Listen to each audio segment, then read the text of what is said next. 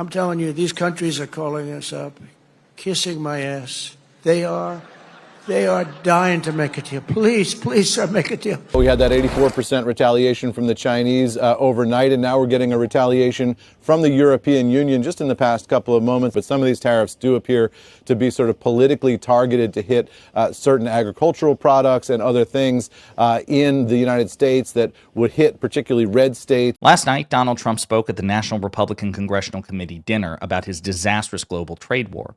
There, he boasted to a group of very nervous Republican lawmakers that countries around the world are lining up to kiss his ass. Flash forward to this morning. Not only has the world's second biggest economy, China, imposed its own retaliatory tariffs of 84%, but now the European Union, another major global economic powerhouse, has just levied its own 25% retaliatory tariffs against the U.S., humiliating Trump and imposing extraordinary costs on the American people as a direct consequence of Trump's trade war. But before we unpack all that, if you end up liking this video and you want to support the channel, please be sure to hit the like, subscribe, and alert bells before you go. All right, folks. Yeah, pretty devastating breaking news, but to put it in context, here's Trump boasting last night at the NRCC dinner. In the history of our country. And don't let some of these politicians go around saying, because I'm telling you, these countries are calling us up, kissing my ass. They are dying to make a deal. Please, please, sir, make a deal. I'll do anything. I'll do anything, sir. And then I'll see some rebel Republican, some guy that wants to grandstand, say, I think that Congress should take over negotiations. Let me tell you, you don't negotiate like I negotiate. So there you have it. Donald Trump boasting, oh, they're lining up to kiss my ass. Sir, please, sir, let's make a deal, sir. Okay, well, courtesy of the conservative financial network CNBC News, the facts are defying Donald Trump here. David, the retaliations are rolling in now. We had that 84% retaliation from the Chinese overnight, and now we're getting a retaliation from the European Union just in the past couple of moments. The European Union approving tariffs on about $23 billion worth of American goods in retaliation for President Trump's tariffs on the EU.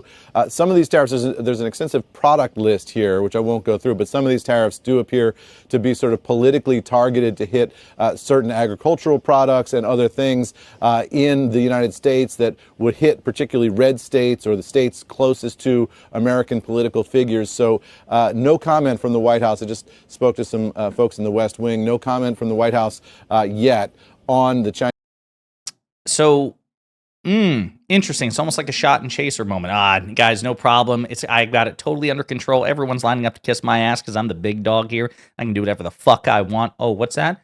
The world's second biggest economy, and again, the European Union, another major economic powerhouse, inflicting their own retaliatory tariffs on the United States and targeting them, in the case of the European Union, on red Republican states to maximize the political cost for Donald Trump and the GOP. That doesn't sound like capitulation.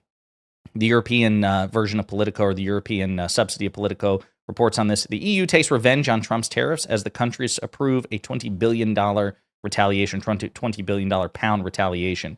Brussels is now, euro, not pound. Brussels is set to strike back against the U.S. president's steel and aluminum measures. The EU can apply retaliatory tariffs on nearly 21 billion euros worth of U.S. products like soybeans, motorcycles, and orange juice. After the bloc's 27 countries assented to the measures on Wednesday, the European Commission announced, quote, the EU considers U.S. tariffs unjustified and damaging, causing economic harm to both sides as well as the global economy. The EU has stated its clear preference to find negotiated outcomes with the U.S., which would be balanced and mutually beneficial, the EU executive said in a statement. Hitting back against Donald Trump's steel and aluminum tariffs, the European countermeasures will apply in 3 rounds. Measures covering 3.9 billion euros in trade will go into force next week, with a further 13.5 billion euro in mid-May and a final round of 3.5 billion euros following in December. Only Hungary opposed the package, according to 4 EU diplomats with direct knowledge of the vote, while all 26 other countries voted in favor. All of them, including major allies like France and the European Union. Quote, escalation is not the answer. Such measures will only cause further damage to the European economy and citizens by raising prices. The only way forward is negotiations, not retaliations, said Hungary's foreign and trade minister.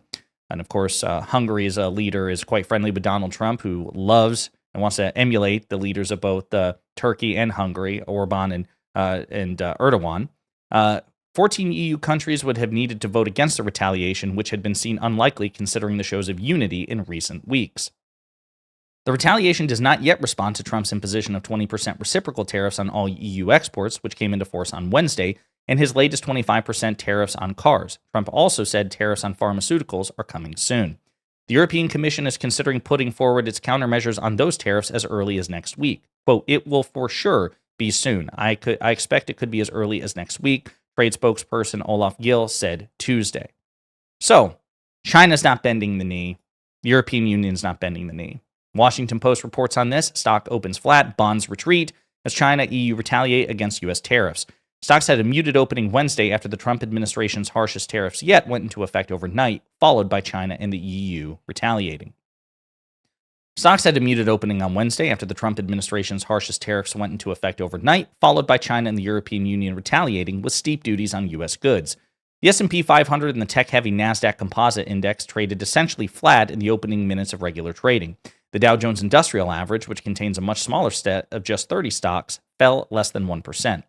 The S&P 500 has fallen for 4 consecutive days, accelerating a weeks-long downward trend for the widely followed stock index amid a fast-moving global trade war.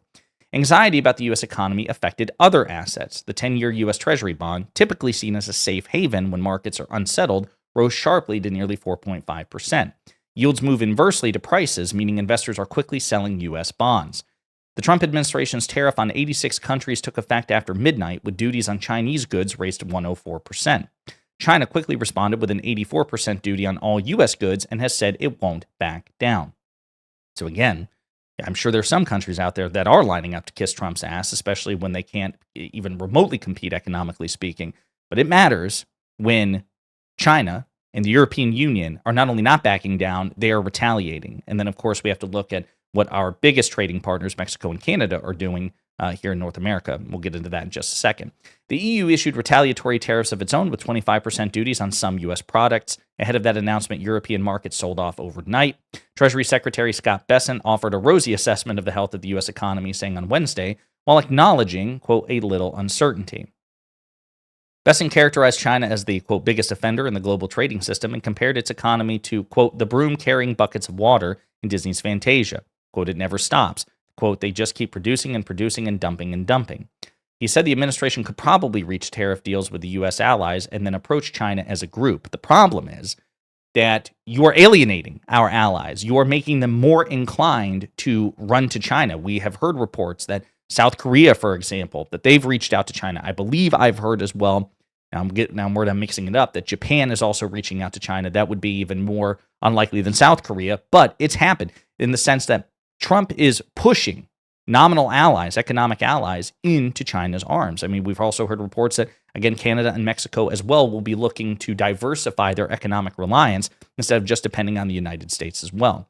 Business Insider has a really good rundown of the various countries responding to Trump's tariffs. So let's take a look at that. Retaliate or capitulate? How countries are responding to Trump's tariffs. The top line notes Trump's tariffs are threatening long-standing alliances across the globe. While some countries are fighting back, others are negotiating with the Trump administration. The economies of some of the world's largest superpowers are at stake. In the days since Trump unveiled his reciprocal tariffs on dozens of trading partners, affected nations have announced a range of reactions. Some countries, like China, have already set countermeasures to Trump's tariffs, while others are looking to negotiate exemptions. Here's how governments around the world are reacting to Trump's tariffs now that they've officially started. We've covered China. Now let's look at Canada. For months, Trump has threatened to annex Canada as part of his push to make it the 51st state. He's threatened Canada with an array of tariffs, stunning government officials and residents who've long enjoyed a mostly conciliatory relationship with the U.S. In March, Trump set 25% tariffs on Canadian goods that weren't compliant with the USMCA agreement, prompting an outcry from Canada, which retaliated by placing a 25% tariff on select U.S. goods. On April 3rd, Canadian Prime Minister Mark Carney announced his country would impose a 25% tariff on vehicles imported from the U.S. that aren't USMCA compliant. Okay? So they're not capitulating, they're pushing back. Australia.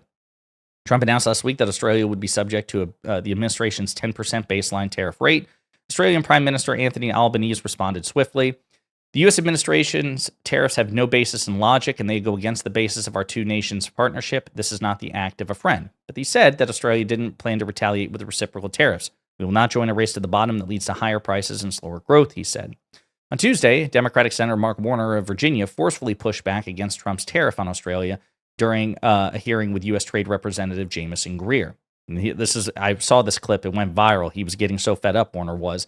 Quote, he says, quote, "We have a trade surplus with Australia. They are an incredibly important national security partner. Why were they whacked with a tariff?" So Australia is part of the AUKUS coalition, right, which we formed or was like really bolstered under President Biden in order to oppose the increasing economic and military threat posed by China. Well, the United States, if you're really doing this by trade deficit, that we don't have a trade deficit with Australia. So even by that twisted logic, you shouldn't have hit Australia with a tariff, right? If it's not about if it's all about Donald Trump's childlike notion that trade deficits are just inherently bad for the United States, which again is stupid, but let's just take it at face value. You don't have a trade deficit with Australia, which means that by your own standard, they should not have been hit by the tariff. And yet, that's exactly what's going on. If you go back to this article, it goes down Japan, Malaysia, Mexico, Vietnam. We'll take a look at Mexico real quick. Mexico dodged a baseline tariff from Trump last week. Trump had earlier threatened Mexico with tariffs over his concerns regarding fentanyl smuggling and illegal immigration. The White House said for now, any USMCA-compliant imports can continue to enter the U.S. without additional tariffs.